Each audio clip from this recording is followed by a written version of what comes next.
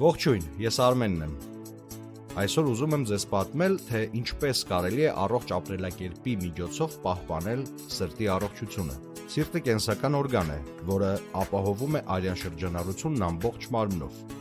Առողջ սիրտը մշտապես լավ ինքնազգացողության և ավելի շատ էներգիա ունենալու գրավականներից է։ Հավասարակշռված սննդակարգում կարևոր է ներառել շատ մրգեր, բանջարեղեն, ամբողջական ծավալեղեն և սպիտակուցներ։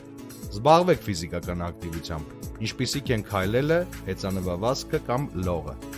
Փորձեք այդ ամենին տրամադրել շաբաթական առնվազն 150 րոպե։